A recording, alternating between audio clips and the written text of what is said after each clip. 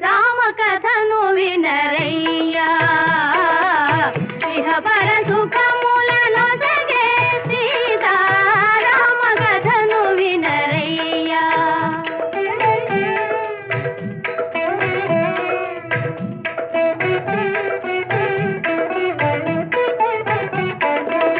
గడియేమి రఘురాముని విడచి